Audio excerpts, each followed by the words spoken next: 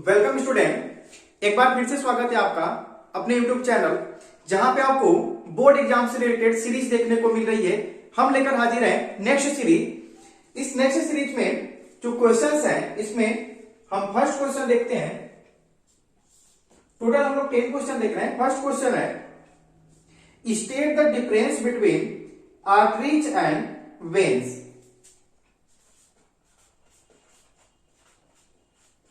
Arteries and veins, arteries और veins के बीच में डिफरेंस बताना है। तो चलिए देखते हैं। सबसे पहले आर्टरीज की बात करें तो आर्टरी डिफरेंस समझते रहिए। Artery carry oxygenated blood,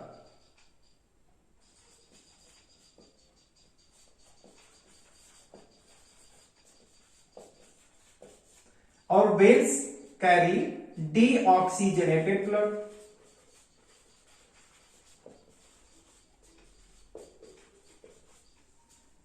artery carry oxygenated blood and veins carry deoxygenated blood. Artery जो होता है ये थीकर होता है। The wall of artery is thicker and wall of artery is thinner. इन दोनों के अकॉर्डिंग देखा जाए तो ये थीकर है और ये थीनर होता है। लेकिन एक बात ध्यान रखिएगा, pulmonary artery carry deoxygenated blood and the pulmonary vein carry oxygenated blood. तो आप वेन डिफरेंस बताइए कि artery carry oxygenated blood accept pulmonary artery and veins carry deoxygenated blood accept pulmonary vein. Artery जो होता है वो थिकर होता है, इसकी वाल जो होती है थिकर होती है एंड मोर फ्लेक्सिबल होती है। वेन्स की जो वाल होती है थिनर होती है एंड लेस फ्लेक्सिबल होती है। नेक्स्ट क्वेश्चन हम लोग देखते हैं। कोई सेकंड क्वेश्चन हो जाएगा हम लोग का। सेकंड क्वेश्चन यहां पे है, how are the alveoli designed to maximise the exchange of gases. ये जो अल्वुलाई है ये गैसेस के एक्सचेंज के लिए कैसे बना हुआ है। अल्वुलाई ये गैसियस एक्सचेंज जो होता है, गैसियस एक्सचेंज को कैसे किस हिसाब से रेगुलेट कर रहा है। तो चलिए देखिए, हमारे लंग्स की अगर बात करें, एडल्ट ह्यूमन की बात करें तो एक एडल्ट ह्यूमन में लगभग 50 करोड़ जो होता है ये हमारे लंग्स के अंदर अल्वुलाई प्रेजेंट होता है। दोनों में लगभग अप्रॉक्स 50 करोड़।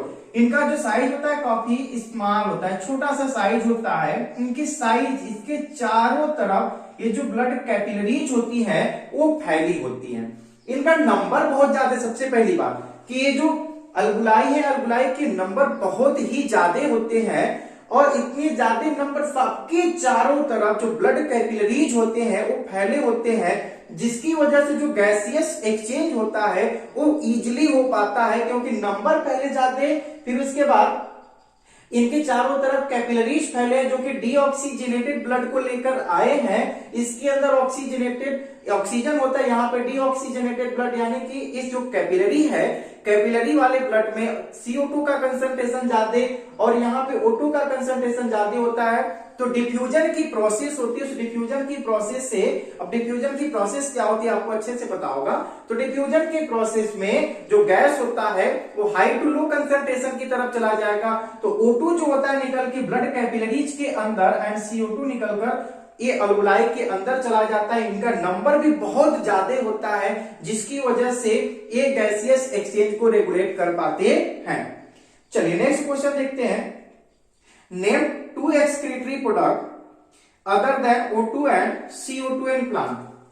थर्ड क्वेश्चन हम लोगों का है कि जो एक्सक्रीटरी प्रोडक्ट हैं CO2 एंड O2 के अलावा प्लांट में जो और एक्सक्रीटरी प्रोडक्ट है कौन कौन से हैं।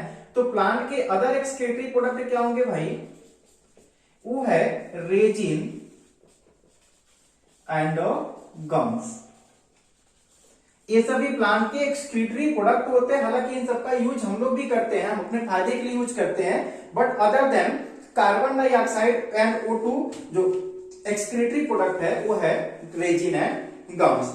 नेक्स्ट क्वेश्चन है क्वेश्चन नंबर 4। क्वेश्चन नंबर 4 कहता है, in single cell organism diffusion is sufficient to meet all their requirements of food, exchange of gases or removal of waste, but it is not in case of multicellular organism. Explain the reason of difference. देखिए इसका मतलब क्या हो जाएगा, देखिए जो unicellular organism होते हैं, लाइक अगर हम अमीबा की बात करते हैं तो अमीबा एक सिंगल सेलुलर ऑर्गेनिज्म होता है, तो इसका जितना भी गैसियस एक्सचेंज वगैरह होता है डिफ्यूजन के प्रोसेस इसलिए हो जाता है क्योंकि इसके सराउंडिंग में चारों तरफ सराउंडिंग में एटमॉस्फेयर प्रेजेंट है। यहाँ चारों तरफ एक सिंगल छोटा सा सेल है, इसके चारों तरफ गैसियस मॉलिक्यूल्स वगैरह जो है सब कुछ प्रेजेंट है, तो इजिली यहां से डिफ्यूजन कर लेता है, O2 इनसाइड CO2 आउटसाइड, ये सब इजिली कर लेता है। लेकिन जो मल्टी सेलुलर ऑर्गेनिज्म होते हैं उनका जो इंटरनल ऑर्गन सिस्टम होता है वो डायरेक्टली इन्वायरमेंट के कांटेक्ट में नहीं होता है। अगर डायरेक्टली इन्वायरमेंट के कांटेक्ट में नहीं होगा तो उनका जो बॉडी होता है, उनकी बॉडी में डिफरेंट काइंड के ऑर्गन सिस्टम होते हैं जिनकी एक्टिविटी को परफॉर्म करने के लिए हमें स्पेशल टाइप के ऑर्गन सिस्टम चाहिए होते हैं, जिसकी वजह से जो एनर्जी की रिक्वायरमेंट होती है वो पूरी की जा सकती है। इसलिए मल्टी सेलुलर ऑर्गेनिज्म जो होते हैं उनमें ज्यादा कॉम्प्लेक्स होता है। इसके अकॉर्डिंग देख ले, हम यूनिसेलुलर के अकॉर्डिंग देख ले तो मल्टी सेलुलर में ज्यादा कॉम्प्लेक्स, क्योंकि वो मल्टी सेलुलर वाले ऑर्गेनिज्म के इनसाइड की जो बॉडी ऑर्गन सिस्टम होते हैं वो डायरेक्टली एनवायरमेंट के कांटेक्ट में ही होते हैं, जिसकी वजह से गैसियस एक्सचेंज इतना आसान नहीं होता है, स्पेशल टाइप के ऑर्गन के थ्रू होता है। लेकिन यूनिसेलुलर डायरेक्ट एटमॉस्फेयर के कांटेक्ट में होते हैं, इसलिए वो डायरेक्टली एक्सचेंज कर लेते हैं गैसेस का। नेक्स्ट क्वेश्चन, क्वेश्चन नंबर 5 देखते हैं। क्वेश्चन नंबर 5 है, draw a diagram of human excretory system and level kidney ureter on it. देखिए एक्सक्रीटरी सिस्टम का आपको डायग्राम बनाना है, तो एक रफली डायग्राम आपको अगर बनाना हो तो आप इजीली डायग्राम बना सकते हैं। यहां इस तरह से आप करिए,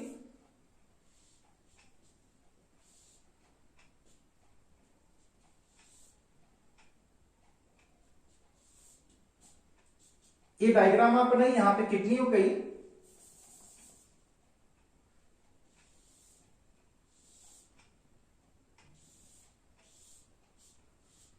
urinary bladder, urethra, kidney, aorta और वेना केवा, ये यहां पे आप इजीली डायग्राम बना सकते हैं। इस डायग्राम को आप देखिए, kidney, aorta, vena cava, ureter, urethra, sorry urinary bladder and यहाँ पे यूरेथ्रा, तो आप डायग्राम इजीली बना सकते हैं। आप डायग्राम देख लीजिएगा ध्यान से, इंपॉर्टेंट है। नेक्स्ट क्वेश्चन देखते हैं, क्वेश्चन नंबर 6। क्वेश्चन नंबर 6 यहां पर है, name the acid present in the following, tomato, vinegar and tamarind. ये जो टोमेटो है, टोमेटो में कौन सी एसिड प्रेजेंट है?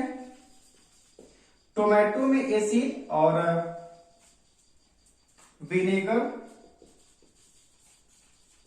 एंड टैमरिन में कौन सी एसिड प्रेजेंट है? तो देखिए भाई, टोमेटो में ऑक्सैलिक एसिड, विनेगर में एसिटिक एसिड एंड टैमरिन में है टार्टरिक एसिड।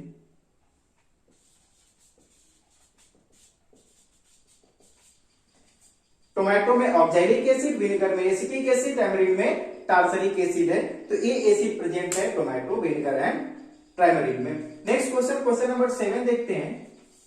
क्वेश्चन नंबर 7 है, state the role of following in human digestive system. तो फर्स्ट है डाइजेस्टिव एंजाइम, सेकेंड है हाइड्रोक्लोरिक एसिड, थर्ड है विलाई। पहले डाइजेस्टिव एंजाइम के बारे में, role of digestive enzyme, second है HCl एंड थर्ड है विलाई। एकदम इजीली तरीके समझते हैं। डाइजेस्टिव एंजाइम का वर्क होता है कि जो कॉम्प्लेक्स फूड पार्टिकल्स होते हैं उनको सिंपलर फूड पार्टिकल में ब्रेक करना। एकदम सिंपल लैंग्वेज में कॉम्प्लेक्स फूड पार्टिकल को ब्रेक करने का जो काम होता है वो डाइजेस्टिव एंजाइम का होता है।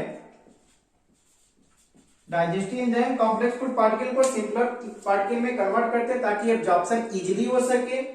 HCl जो होता है इसका काम होता है जो फूड पार्टिकल्स होते हैं स्टमक के अंदर गए हुए उनमें से बैक्टीरिया को किल करना, जर्म्स को किल करना और साथ ही फूड को एसिडिक मीडियम प्रोवाइड करना। विलाई का काम होता है जो एब्जॉर्प्शन होता है, एब्जॉर्प्शन के लिए सरफेस एरिया इंक्रीज करना। तो तीनों का काम समझ में आ गया। फूड पार्टिकल को ब्रेक करना, complex to simpler, to kill the germs and provide acidic medium to food. Villi का काम होता है एब्जॉर्प्शन के लिए जो सरफेस एरिया होता है इंटेस्टाइन का उसको इंक्रीज करवाना। Next question, in mammal and birds why is it necessary to separate oxygenated and deoxygenated blood. फिर से question, in mammals and birds why is it necessary to separate oxygenated and deoxygenated blood. देखिए mammals और birds पहले दोनों की बात पूछ रहा है कि इनमें जो ऑक्सीजनेटेड एंड डीऑक्सीजनेटेड ब्लड होता है उनको सेपरेट करने की क्यों जरूरत होती है। तो क्वेश्चन नंबर 8 है। देखो भाई जो मैमल एंड बर्ड्स होते हैं ये वार्म ब्लडेड एनिमल्स होते हैं। सबसे पहली बात, जब वार्म ब्लडेड है तो वार्म ब्लडेड एनिमल में होता क्या है कि इनका जो बॉडी टेम्परेचर होता है वो इतना कैपेबल है, ये जो एनिमल्स इतने कैपेबल है कि अपने बॉडी के टेम्परेचर को मेंटेन कर सकते हैं। अपने बॉडी के टेम्परेचर को मेंटेन करने के लिए ये इन्वायरमेंट के ऊपर डिपेंड नहीं होते, ये खुद से बॉडी का टेम्परेचर मेंटेन कर सकते हैं। अब ज्यादा बॉडी के टेम्परेचर को मेंटेन करने के लिए इनको ज्यादा एनर्जी की जरूरत होती है। ज्यादा एनर्जी की जरूरत के लिए ज्यादा ऑक्सीजन की जरूरत होती है। अगर ऑक्सीजन ज्यादा होगा तभी ब्रेक डाउन ऑफ फूड होगा, और ब्रेक डाउन ऑफ फूड होगा तभी एनर्जी मिलेगी।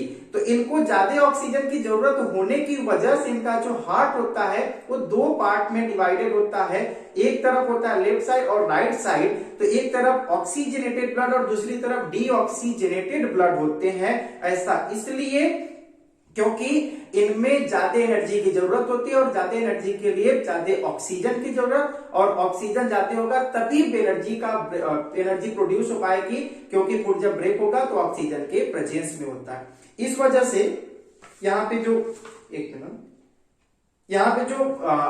बर्ड्स एंड मैमल्स होते हैं उनमें जो ब्लड होता है डीऑक्सीजनेटेड और ऑक्सीजनेटेड सेपरेट होता है, क्योंकि डीऑक्सीजनेटेड का हम यूटिलाइज नहीं करेंगे। जब भी यूटिलाइज होता है ऑक्सीजनेटेड ब्लड का यूटिलाइजेशन होता है, क्योंकि उसी से एनर्जी मिलनी होती है, फूड का ट्रांसपोर्टेशन वगैरह उन्हीं के थ्रू होना होता है। नेक्स्ट क्वेश्चन है, draw a neat diagram of excretory system of human beings and a label on it. Human excretory system का डायग्राम आपको ड्रॉ करना है। ह्यूमन एक्सक्रीटरी सिस्टम का डायग्राम जो यहाँ पे डायग्राम है, इसी डायग्राम को फिर से वापस से आपको ड्रॉ करना है और इसको बकायदा आपको लेबल भी करना है। फिर उसके बाद नेक्स्ट क्वेश्चन है, draw a diagram of human respiratory system. Question number 10 है कि ह्यूमन रेस्पिरेटरी सिस्टम का डायग्राम।